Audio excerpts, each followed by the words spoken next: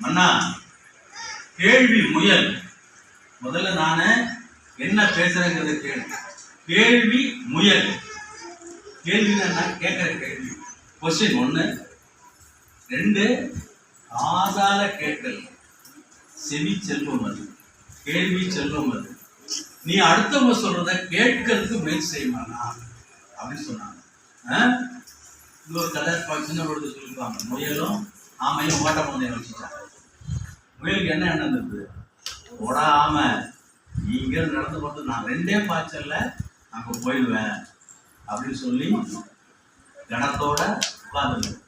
ஆனா ஆமை பரவாயில்ல, நாம நடப்போம், முடிஞ்ச வரைக்கும் நடப்போம், முயற்சி பண்ணுவோம் அப்படின்னு போச்சு, வெற்றி அடைந்தது. வாழ்க்கையில முயலாமை என்ற ஒன்று இருந்தால் நாம் எதுவுமே வெற்றி பெற முடியாது. நீங்க எல்லாரும் முயற்சியோட முயலாமை. முயலாமைன்னா முயற்சி இல்லாமை. முயற்சி இல்லாமல் இருக்கக்கூடாது. ரொம்ப மகிழ்ச்சி. உங்களை எல்லாம் இந்த கோலத்தில் பார்க்கும்போது நான் ஒரு பெரிய கலாரசிகன். அது காரணம் என்னன்னா, நான் சின்ன வயசுல இருந்த எனக்கு எங்கள் தந்தையார் அப்ப நான் பிறந்த அந்த ஒரு 5வது ஒரு 60களில் இருக்கோம். 1வது 2வது 60 65 படிச்சப்ப நினைக்கிறேன். எங்க தந்தையார் சொல்லி தருவார் பாரதியார் இருப்பார். சாதாரண விவசாயி, கைத்தறி நெசவாளர் சங்கத்துல ஒரு கணக்கு பிள்ளையா இருந்தாரு. ஜவுளி கடையெல்லாம் சொல்லுவார். நாங்கெல்லாம் பாடுவோம். அவர் சொல்லுவார், ஆடுமே பாடுவோம் ஆனந்த சோதரி அடைந்துவிட்டோம் ஆடுவோமே. சொல்லுவார் என்ன பாட்டு போட்டு ஆடுவோமே படு பாடு பாடு ஆடுவோமே படு பாடுவோமே அப்படின்னு முடிச்ச உடனே அவங்க சொல்லுவாங்க. இப்போ 7-8 வயசுல சொல்லி கொடுத்தது இந்த 7-7 வயசாகி மறக்கல பாத்தியா? அதனால நீங்க என்ன பண்ணணும், குருநாதர் சொல்றதுல மனசுல பதிய வச்சு. குருநாதன் ஆசிரியர் சொல்லுவாங்க.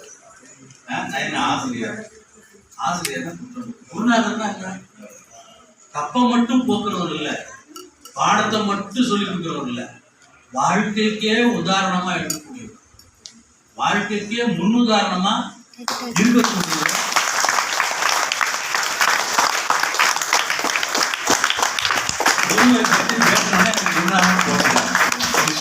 குருநாதர் சிஷியனுக்கு முன்னாடி போட்டுறாரு. சிஷியன் தானே போத்தணும்ல. ரொம்ப மகிழ்ச்சி. என்ன மதிப்பு செய்யணும். அதனால அன்பான குழந்தைகள், நான் சொன்ன மாதிரி நீங்க என்ன செய்யணும்னு சொன்னா, அந்த அந்த காவலன், அந்த இளைஞன் மாதிரி 2 விஷயத்த மனசு எடுக்கணும். ஒன்று முயற்சி, இன்னொன்று தன்னம்பிக்கை. மகிழ்ச்சியா உங்களை எல்லாரும் நான் பார்க்கணும், வாழ்க்கணும். நான் கண்டு ரசிக்கிறதுக்காக வந்துக்கிறேன். வந்துருக்காங்க, அவ்வளோ கிடையாது.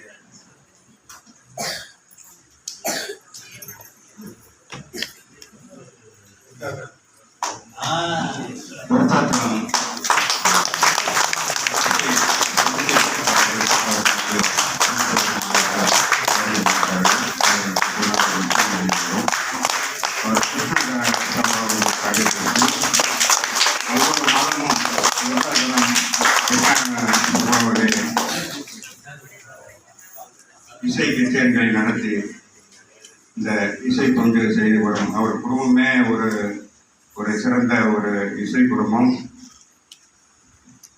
இவர் என்னுடைய சிஷியனும் கூட.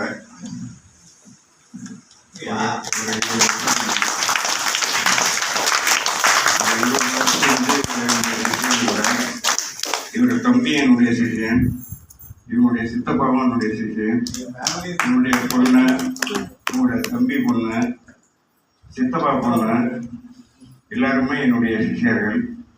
என்னுடைய குடும்பத்திலே மிகவும் அன்பும் பாசமும் நிறைந்த ஒரு இசை குடும்பம். அவர்களுக்கு நாம் இங்கே ஒரு சிறப்பு விருந்தினராக வரவேற்று அவர்களை நாம் விவரிக்கிறோம். அவர்கள் செந்தியவர்கள் வாழ்த்தி.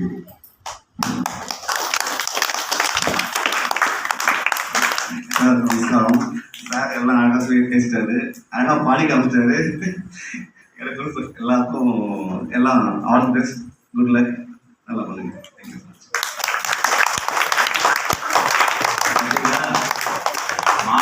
உங்களை சிஷ்யா திருமணம் பார்க்கலாம். அதான் சிஷ்யன்னா உண்மையா கடைபிடிக்கணும். அது ஒரு அருமையான சமஸ்கிருத சொல்றாங்க. அப்போ அந்த குடும்பமே மாணவ குடும்பம், சிஷ்யம். நீங்களும் அது மாதிரி இருக்கும்னா